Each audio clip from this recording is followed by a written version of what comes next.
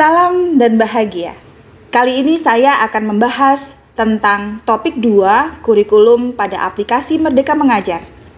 Topik 2 kurikulum pada aplikasi Merdeka Mengajar terdiri dari 2 modul. Modul pertama tentang kurikulum, sedangkan modul yang kedua tentang kurikulum merdeka. Aktivitas pemahaman konsep pada modul 1 tentang kurikulum terdiri dari apa itu kurikulum, mengapa kurikulum perlu diubah, dan mengapa kurikulum perlu diadaptasi.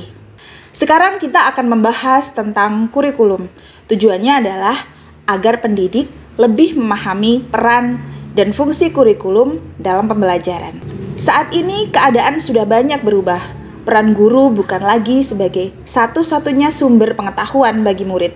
Kemajuan teknologi membuat pengetahuan dapat diakses oleh anak-anak tanpa batas, sehingga murid-murid kita mempunyai banyak pilihan cara untuk belajar.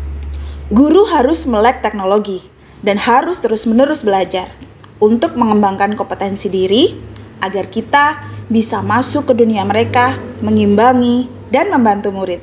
Kita tidak boleh mengabaikan perubahan zaman dan terlalu percaya diri dengan pengalaman kita mengajar selama bertahun-tahun. Karena cara belajar murid dan cara berkomunikasi mereka, serta cara murid memandang diri dan lingkungannya sudah berbeda dengan keadaan yang kita alami pada zaman kita dulu. Dibutuhkan kurikulum yang tepat agar murid-murid kita bisa mempunyai kompetensi untuk bisa berkontribusi dalam lingkup lokal, nasional, dan global. Kurikulum merupakan jantung dari pendidikan yang merupakan titik awal sampai titik akhir yang menentukan pengalaman belajar murid. Ralph Taylor dalam bukunya The Basic Principle of Curriculum and Instruction mengungkapkan setidaknya ada 4 komponen dalam kurikulum, yaitu tujuan, konten, metode atau cara, dan evaluasi. Dan umumnya beberapa negara mengklasifikasikan komponen kurikulum menjadi 3 bagian, yaitu yang pertama, tujuan pembelajaran atau konten, yang kedua, panduan pedagogi, dan yang ketiga, panduan assessment. Komponen tersebut bisa digunakan oleh pendidik untuk mendesain kurikulum dalam pembelajaran berdasarkan kebutuhan, mulai dari kompetensi apa yang dimiliki oleh murid sampai akan menjadi seperti apa mereka di masa depan dan bagaimana cara mewujudkan serta mencapai kompetensi tersebut. Di sini murid menjadi acuan utama dari kurikulum, dan kurikulum hendaknya mampu memberikan kemerdekaan bagi murid dalam belajar. Maka, kemerdekaan murid dalam belajar hendaknya menjadi jantung dari pengembangan kurikulum. Dalam sistem pendidikan nasional, kurikulum berperan sebagai pedoman dan acuan dalam pembelajaran. Sehingga, fungsi kurikulum bagi guru adalah untuk memandu dalam proses belajar murid.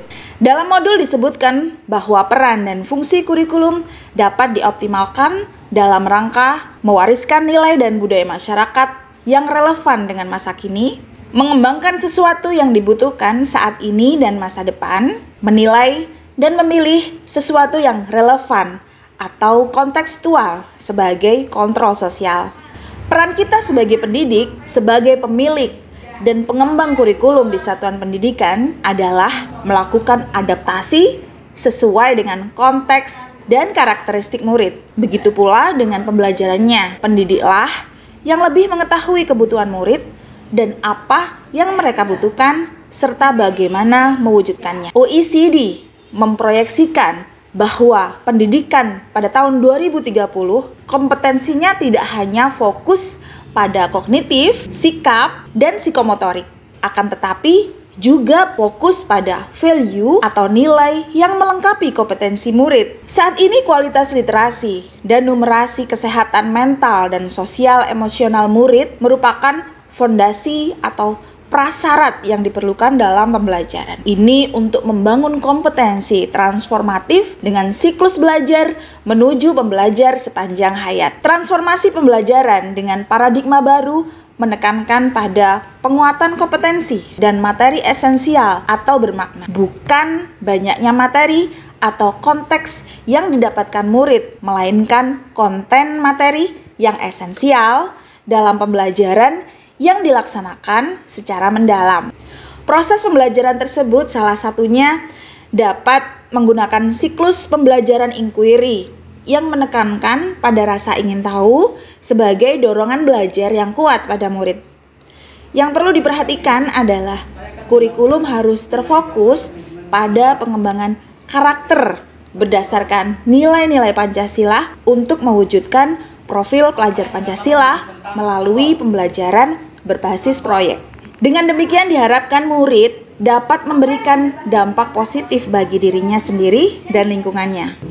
Setelah mempelajari materi ini, saya sadar bahwa saya harus ikut andil dalam mewujudkan proses pembelajaran yang berpihak pada murid, sehingga murid dapat mengembangkan karakter berdasarkan nilai-nilai Pancasila, sehingga mampu mewujudkan profil pelajar Pancasila.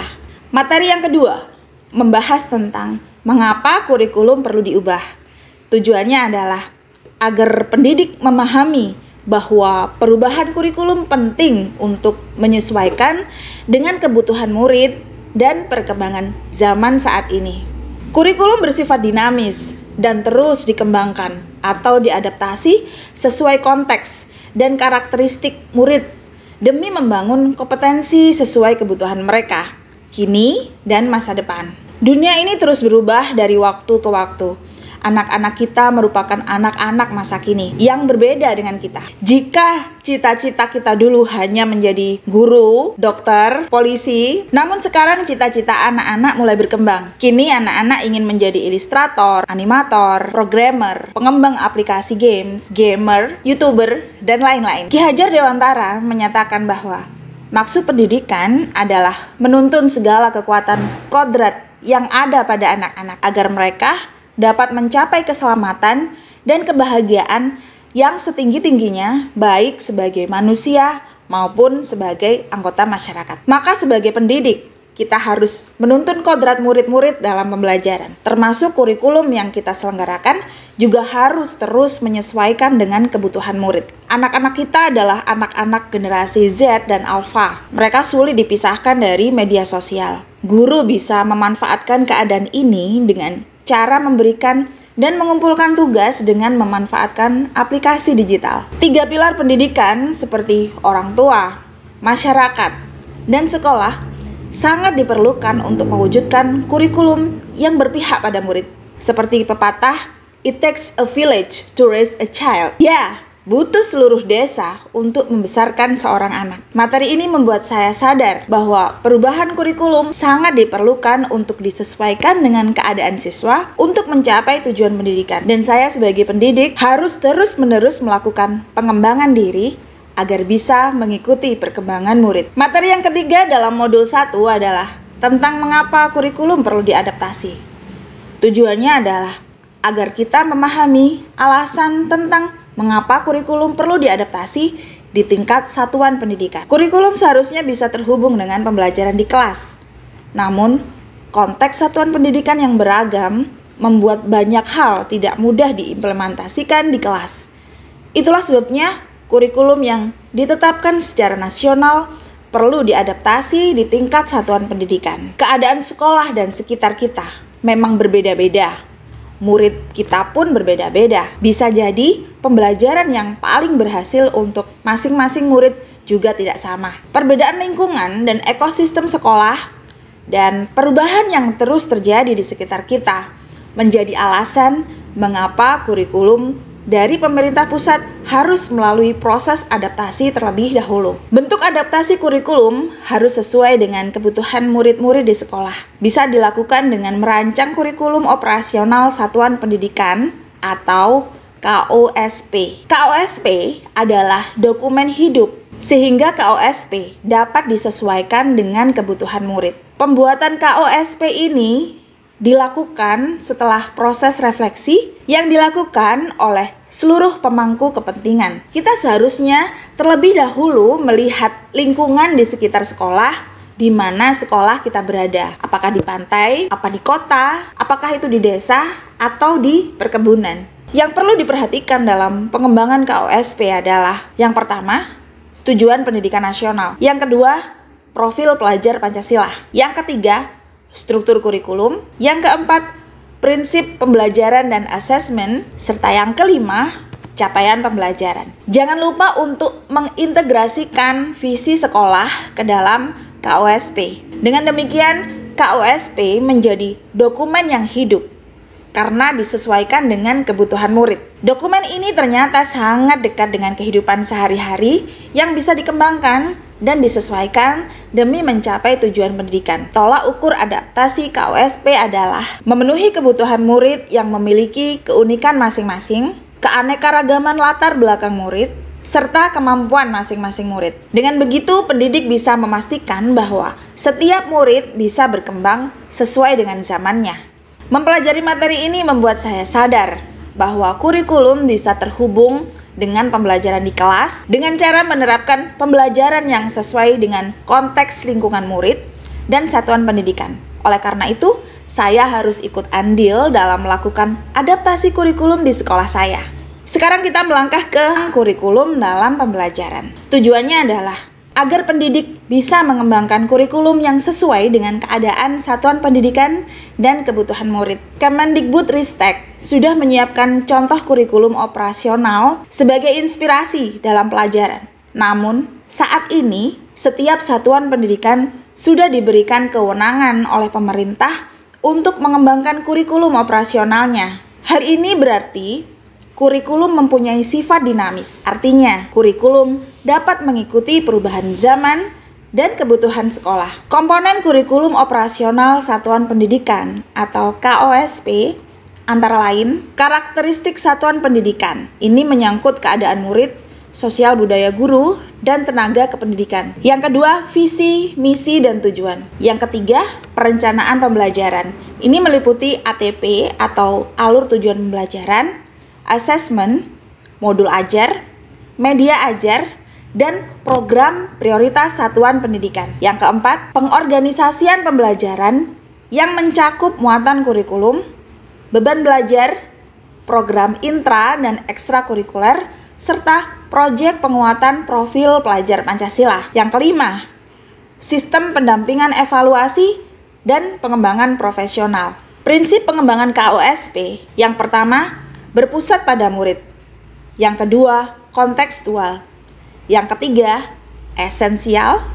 Yang keempat, akuntabel. Yang kelima, melibatkan berbagai pemangku kepentingan. Dokumen KOSP merupakan dokumen yang dinamis, mengikuti perubahan dan kebutuhan. Artinya, dokumen ini bisa diperbaharui secara berkesinambungan, sehingga bisa menjadi referensi dalam keseharian, direfleksikan, dan terus dikembangkan. Mempelajari materi ini membuat saya sadar bahwa dokumen KOSP adalah dokumen yang dinamis, sehingga harus selalu dievaluasi secara berkala sebagai bahan refleksi untuk terus-menerus dikembangkan, sehingga kurikulum selalu sesuai dengan keadaan satuan pendidikan dan kebutuhan murid. Sekian penjelasan saya tentang kurikulum dan pembelajaran. Salam dan bahagia.